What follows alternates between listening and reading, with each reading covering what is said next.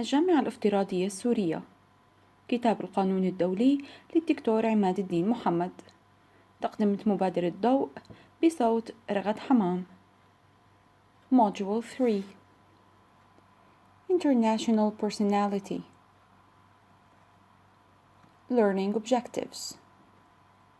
By the end of this chapter, you should be able to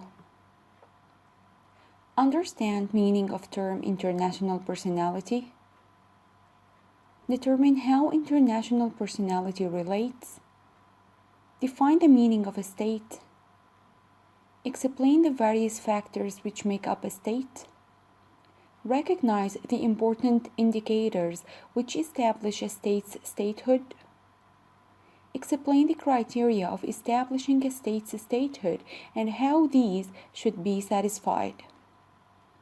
Understand the obligations of states under international law. International personality. The term international personality used in law refers to a body that is a subject of international law and has international rights and duties with the capacity to maintain its own rights by bringing international claims.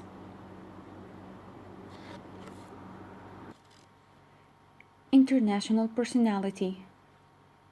The term international personality used in law refers to a body that is a subject of international law and has international rights and duties with the capacity to maintain its own rights by bringing international claims.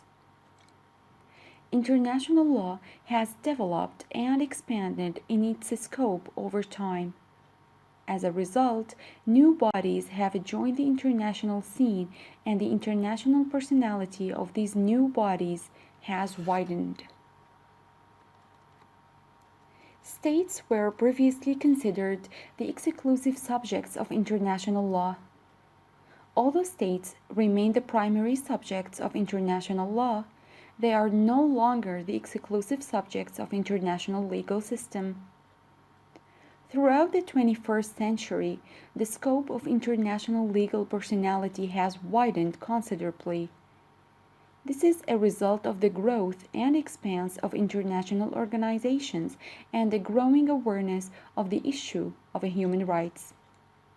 However, whilst states possess full international legal personality due to the characteristics of their statehood, all other bodies possessing legal personality do so only to the extent that a state allows them to.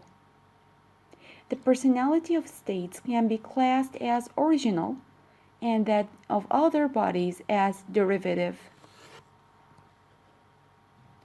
A. States. States are the principal providers of international law. International law is basically the product of relations between states. These relations can be through the practice of establishing customary international law, or through international agreements which are known as treaties. States can also be brought before the International Court of Justice, ICJ. What is a state?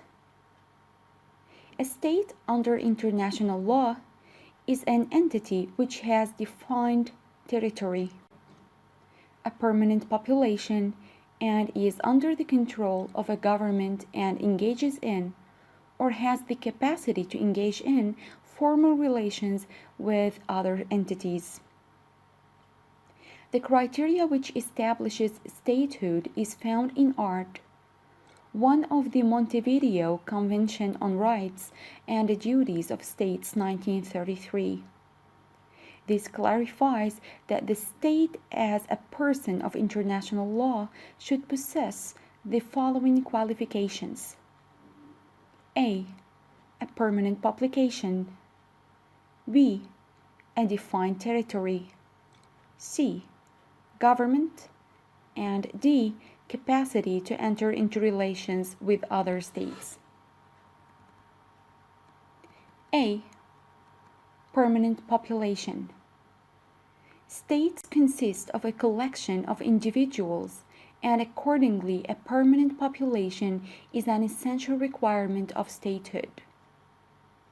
There does not have to be a minimum population to satisfy this requirement. Just two examples of states which have small populations are Nauru, which has a population of 6,500, and Liechtenstein, which has a population of 20,000.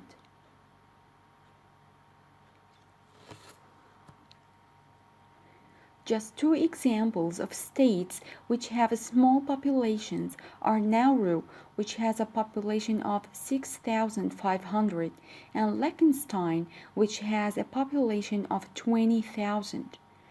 Both of these are still considered and respected as states. Define territory. B. Define territory. Territorial sovereignty involves the exclusive right to display the activities of a state.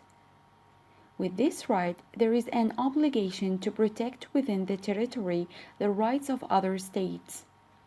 This includes the right not to be violated in peace and in war, and any rights which each state may claim for its nationals in foreign territory. However, while territory is a necessary component of a state, there is no defined size as regards its geographical scope. The requirement of territory may be satisfied even if the state's territorial boundaries are not precisely defined or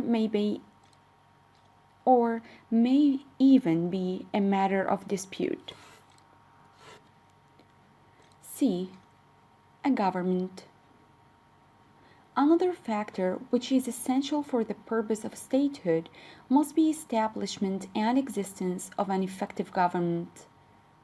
This means that it is a government which is independent of any other authority and is competent in both its legislative and administrative duties. An established statehood will not be regarded as legally void even if there is a temporary absence of an effective government. This could be during a period of civil war. A state's statehood is also not considered void during times of military occupation.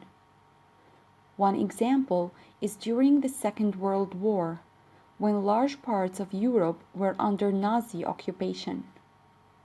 The fact that some European states were under Nazi occupation did not diminish the statehood of those European states.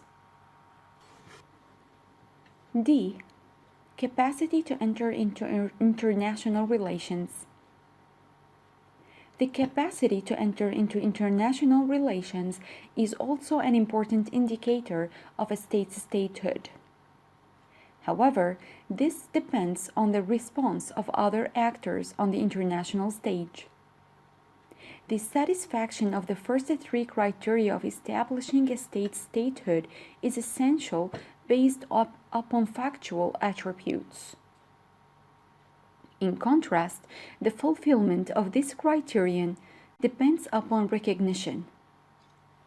This means that an entity may have the capacity to enter into foreign relations, but if the other states decide to decline to enter into relations with it or withdraw their relations, then that entity is denied the opportunity to demonstrate this capacity in actual practice.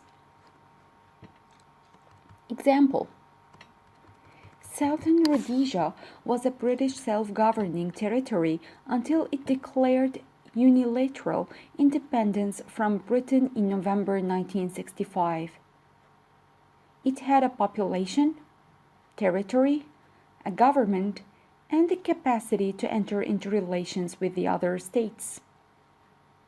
However, no other state was willing to enter into relations with Southern Rhodesia at the time.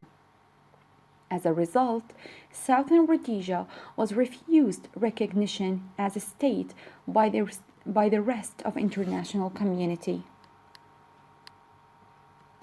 An entity which is able to conduct foreign relations does not terminate its statehood if it voluntarily hands over all or part of the conduct of its foreign relations to another state. Examples of these are San Marino in Italy and Monaco in France. Similarly, the personality of a protected state which existed before the conclusion of the agreement establishing its dependent status is not nullified. Examples of this are the nationality decrees in Tunisia and Morocco.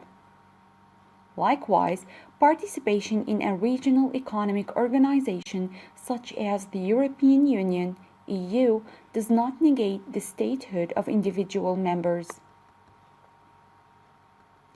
Existing states may refuse a statehood to an entity which has attained a characteristic of statehood in violation of international law. An example of this would be the acquisition of territory by the use of force contrary to Article 2.4 of the United Nations Charter, or to the principle of non-intervention. Territory acquired by the legitimate use of force, for example, in self-defense, and then annexed from the aggressor, may be considered an exception to the non-recognition of conquest rule.